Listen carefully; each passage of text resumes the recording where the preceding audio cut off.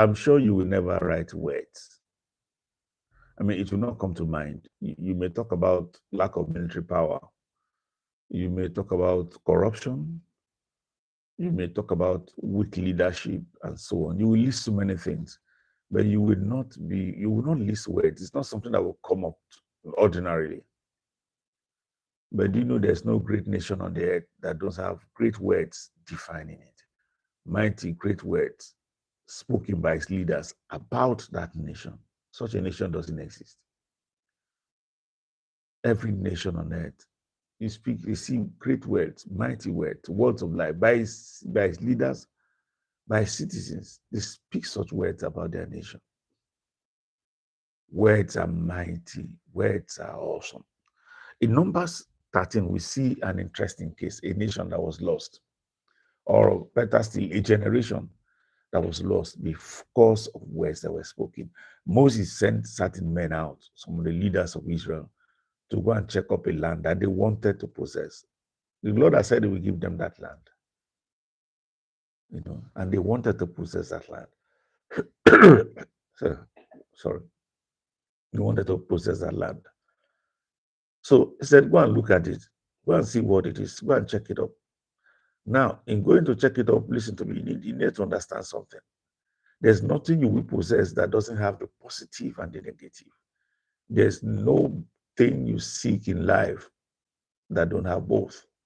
Even in relationships, there's always the positives and the negatives. In businesses, there's always the positive and the negatives.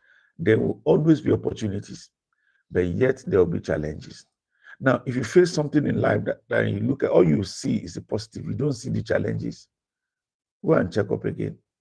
There are challenges there. It is basic about life.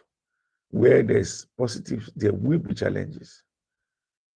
But can you handle both? That's the important thing. Now, Israel went out, or rather, the leaders of Israel went out, and they brought out positives. The land was beautiful, they said. They brought out big chunks of grapes.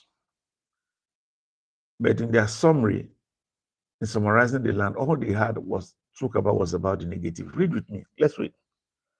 Numbers 13, verse 32.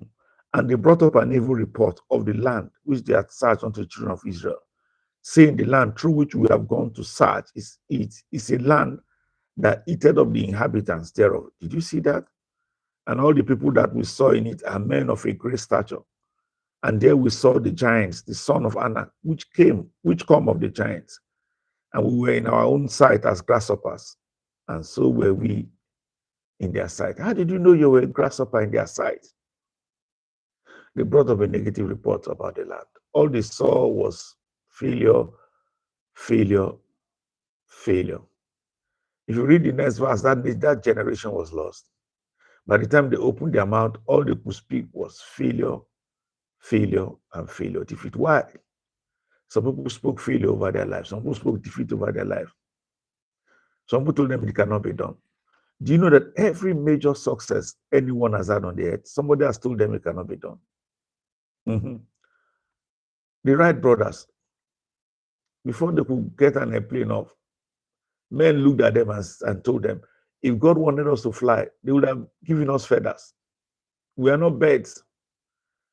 But they built the aeroplane anyway. And today everybody makes use of it.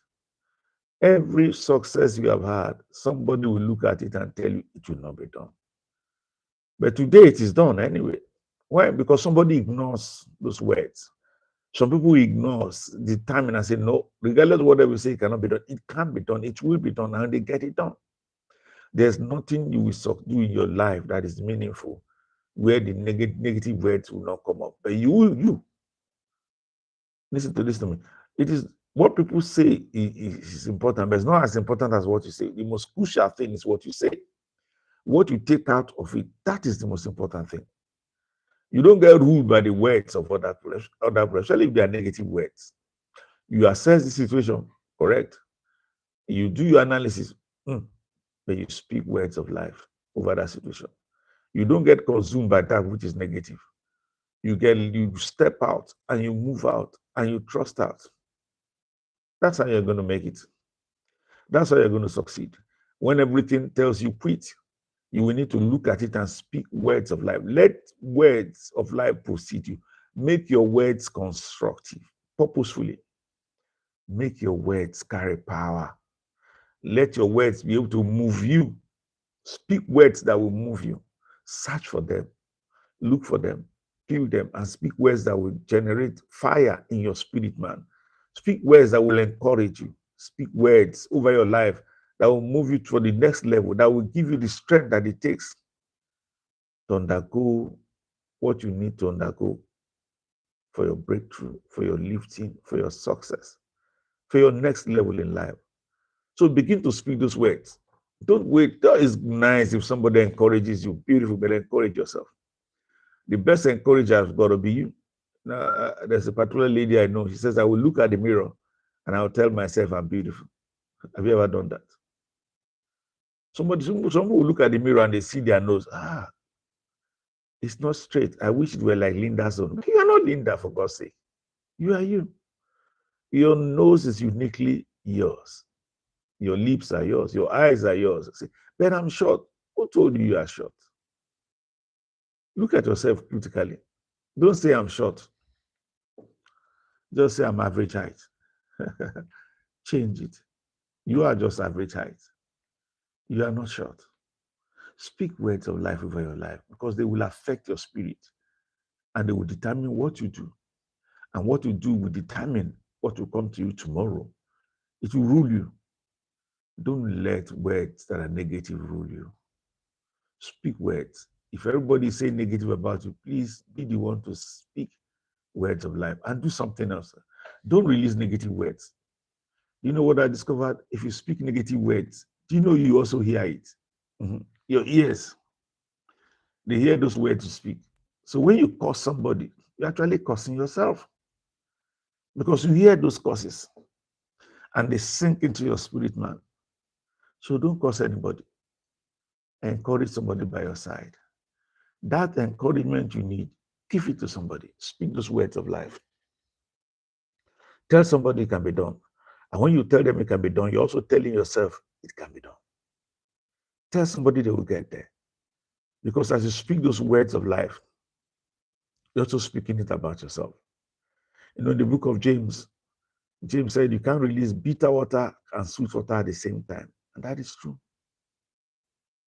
You can't speak words of death and life at the same time. Choose your words. It will affect your destiny.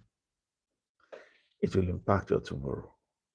You know, you are the greatest prophet of your own life. However gifted somebody else, they are not as effective in your life as you. Step out. You will make it. You will succeed. God bless you.